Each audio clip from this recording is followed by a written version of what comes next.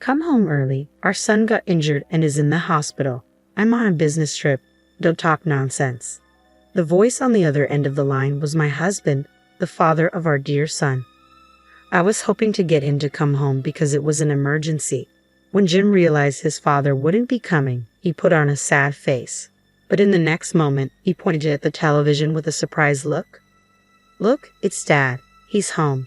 Turning to the television, I couldn't believe what I was seeing. My name is Donna, 32 years old, living an ordinary life with my husband and son. Mike and I met through work. We were from different companies but often collaborated as business partners. After he asked me out, we dated for 2 years and got married when I was 27. Shortly after, I got pregnant, took maternity leave, and gave birth to our son Jim. I returned to work last year when Jim started daycare. Since Jim was born, the time Mike and I spent as a couple has drastically decreased, and that's been a concern for me lately. We used to go on a lot of dates. It's a bit lonely, but I guess it's a happy problem to have. After all, our child is the most precious thing in our lives. We are more than blessed and happy. One day, while we were having dinner, Mike started a conversation. "Oh, that's right, Donna. I have a business trip this weekend." "A business trip? On a 3-day weekend?" "Yeah, it's unfortunate, but the client can't meet any other day." "I see. Working on long weekends, you must have it hard." "Yeah, I wanted to relax at home, but it's work, so I can't help it." Upon hearing our conversation, Jim, who had been listening intently, exclaimed, "Ah!" with a troubled expression and began to appeal to Mike. "Daddy, you have to work on your day off?" "Sorry, Jim, Daddy really has to go this time." No. You promised we'd go to the museum on our next day off." "We can visit the museum next time, Jim. I'll definitely take you next time." "Dad, you said that last time too, and we didn't go to the amusement park." Challenged by his son, Mike gave a troubled laugh. As a mother, I tried to calm Jim and reason with him. "Jim, you see, your dad is working hard for you, okay?" "For me?" "Yes, that's right. He needs to work even on his days off. Just this once, so we can go on fun trips with you." "So we can go on a trip next time?" "Of course. Next time we'll definitely make him take us to the amusement park and the museum." "Yeah, Dad, you promise?" Seeing Jim happily stick out his tiny pinky to make a pinky promise brought a smile to my face. I didn't want to ruin the mood, but there were many other things about Mike's recent behavior that bothered me. First of all, the number of times he worked overtime has drastically increased. He used to finish work on time and come straight back home to spend time with us, yet recently he's only been coming home on time a few days a week. Today he happened to come home early, so we were able to have dinner together as a family. With Mike being home less, the majority of Jim's care has fallen onto my shoulders. I love Jim, and I don't mind taking care of him or doing household chores, but to be honest, there are times when I want to rant a bit. I don't want to doubt him, but is he really working overtime?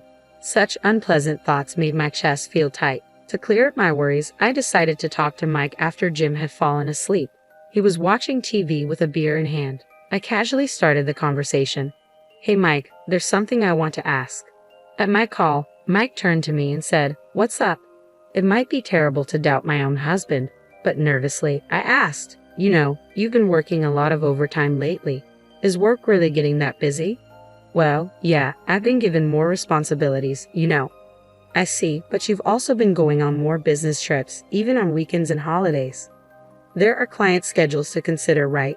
"What's up, Donna? You usually don't ask about this kind of stuff." "Well, we've been spending less time as a family recently, so I was wondering if you could reduce your overtime." At that, my husband sighed, and his tone clearly showed his annoyance. "Donna, didn't you just say it yourself that I'm working hard for Jim's sake?" "Huh? I thought you understood, Donna. I'm doing my best for the family, so why are you being so selfish?"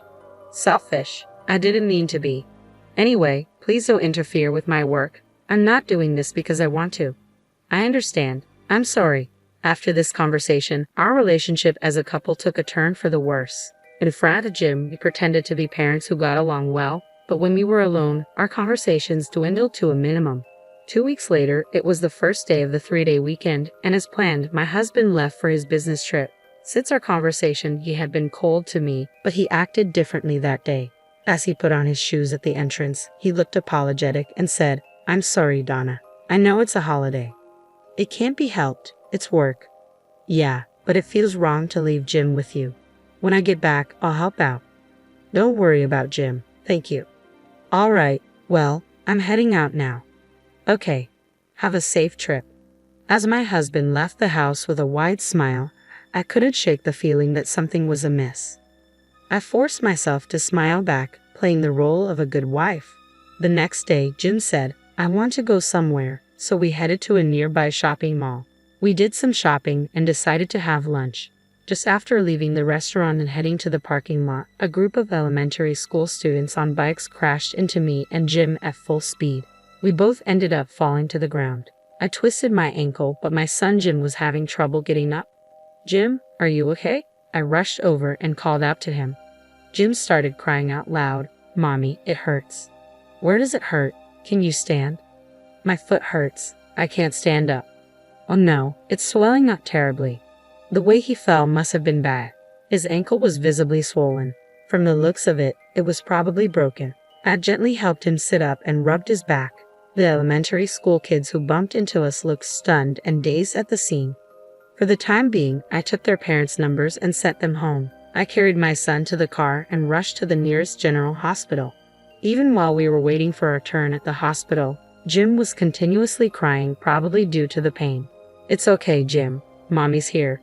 Even though I said so, Jim had never experienced a major illness or injury before. Even adults suffer badly from a twisted ankle, so it must be even worse for Jim. With sobbing mixed into his continuous crying, all I could do was keep comforting him. An hour later, we were finally called in for a checkup. The X-ray results confirmed that Jim's ankle was indeed broken. However, thanks to the cast, his expression seemed somewhat relieved.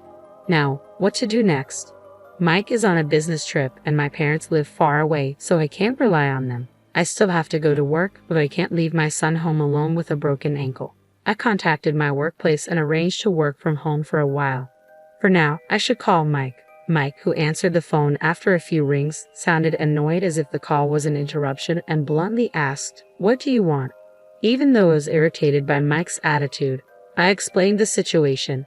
We were hit by a bicycle in the parking lot at the shopping mall. Jim broke his ankle. We got it casted, so he seems a bit relieved now. Mike responded. And? What do you mean, and? Don't you have anything else to say? Aren't you worried? It's just a broken bone, right? He'll be fine if he rests. But you don't have to say it like that. I'm busy. Don't call me over the smallest thing. Thinking about Jim, I knew I was asking a lot, but I pleaded with Mike anyway. I'm sorry, but is there any way you can cut your business trip short? What? What are you talking about? That's impossible. But with Jim in this condition, I can't even go shopping. I can't cook either. I don't care. Take him with you. He has a fractured ankle. How do you expect me to take him? Come home early because our son got injured and is in the hospital. I'm on a business trip. Don't talk nonsense. He snapped and hung up on me. The tone of the disconnected call echoed in my ears, and a feeling of emptiness overwhelmed me more than anger or sadness. Is your business trip that important? We're having an emergency, and yet he talks to me like that. Now I can't even do my house chores. I decided to ask for help from my mother-in-law, who lives 30 minutes away by car. When I called her, she said, I'll be right there. In the meantime, I waited with Jim, watching TV. While we waited for my mother-in-law, I told Jim that his dad couldn't come home. Jim, Daddy can't come home because he's busy at work. I want to see Daddy, Jim said. Does Daddy really have to work? Remember what I told you before, Daddy is working hard for us. Suddenly, Jim cut me off, pointed at the TV screen, and said, Mom, Daddy's not at work. What? What are you talking about? Look, Daddy's right there. What are you saying, Jim? Look, Mom, it's Daddy. Jim's face suddenly lit up with joy. Looking where Jim was pointing, I saw it too. On the screen was undoubtedly Mike, but he wasn't alone. Next to him was a young woman, and they were being interviewed at a tourist spot on live television. This can't be happening. Why is Mike there? Didn't he leave for his business trip just yesterday? My supposedly away for business husband was on the screen, smiling with a woman, arm in arm, looking just like a couple. At that moment, an indescribable emotion began to bubble up within me. This is cheating. Once I was certain, I quickly hit the record button, capturing evidence of Mike's infidelity. Not wanting Jim to see any more of this, I quickly changed the channel. Soon enough, my mother-in-law arrived. While Jim took his nap, I decided to tell her about Mike's infidelity. "Mother-in-law, I have something to tell you." I stared into my mother-in-law's eyes and quietly told her, "Donna, what's wrong? You seem so serious. Can you take a look at this?" I played the recording from earlier. There it was, irrefutable proof of infidelity. When the interviewer asked Mike if he was on vacation, he responded gleefully, "Yeah, I finally got some time off." "That's great. Are you here with your wife today?" "No, she's still my girlfriend." "Haha, I hope to marry her someday."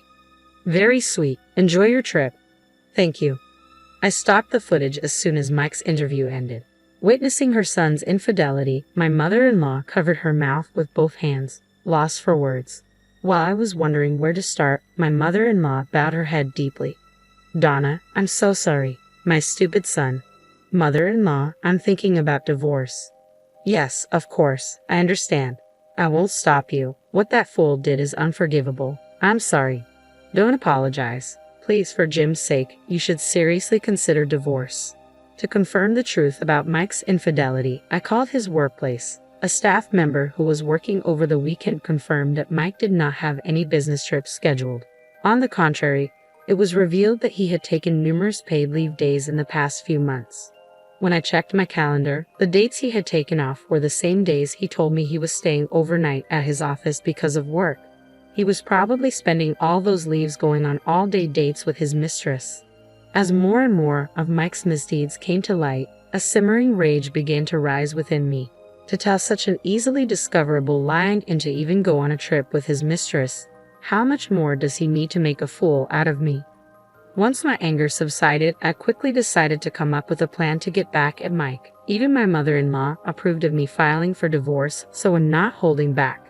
A few days later, before Mike got home, I invited my mother-in-law over to our place and had her wait for him in the room next to our living room. I couldn't let Jim witness this mess, so I left him with his grandfather at my in-laws' place. Unaware of anything, Mike returned home and appeared before me with a big smile on his face. "I'm home. I got you guys some souvenirs." Mike held out a box of sweets, but there was no way I would be deceived by such a thing. I slapped away the box of sweets he had offered and coldly said, "Did you enjoy your trip with your mistress?" "Ha! It's impressive, isn't it?